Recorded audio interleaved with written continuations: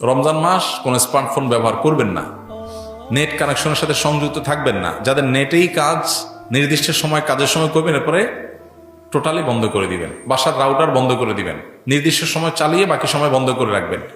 Decision নেন, দেখবেন আপনার রমাদানের অন্য 10টা 20টা প্রস্তুতির চেয়ে এই একটা প্রস্তুতি আপনার রমাদানকে অনেক বেশি অর্থবহ করে দিবে ইনশাআল্লাহ। দ্বিতীয়ত, রমজান মাসে আনহেলদি, অস্বাস্থ্যকর এবং আমাদের জন্য ক্ষতিকর এবং অপ্রয়োজনীয় অতিরিক্ত খাবার গ্রহণ করা থেকে রমজানে বিরত থাকে। দুইটা জিনিস, এই দুইটা জিনিস যদি সঠিকভাবে করেন, আমার বিশ্বাস আপনার রমাদানকে আপনি অনেক সুন্দরভাবে কাটাতে পারবেন। এবাদত বন্দেগীতে আপনি স্বাদ পাবেন, তৃপ্তি পাবেন, স্পিরিচুয়াল যে আধ্যাত্মিক যে একটা প্রেরণা, শক্তি, এটা পাবেন।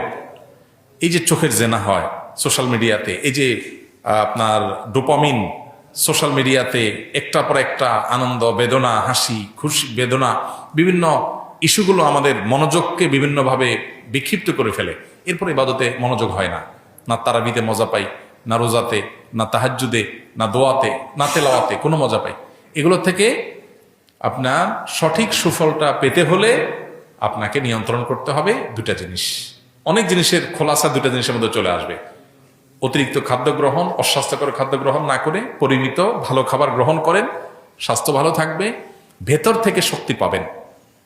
আর খাবার যখন এলোমেলো হবে, ওইটা মানুষের আধ্যাত্মিক শক্তিকেও ধ্বংস করে দিবে।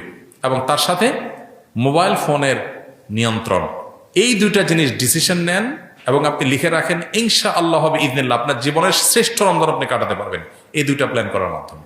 আল্লাহ আমাদেরকে তৌফিক দান করুন, হিম্মত লাগে এটার জন্য, সৎসাহস লাগে। ইসলামিক দাওয়াত পৌঁছে দিতে পাশে থাকুন। চ্যানেলটি সাবস্ক্রাইব করুন, শেয়ার করুন। আপনার একটি শেয়ারই ছড়াবে নূরের বার্তা।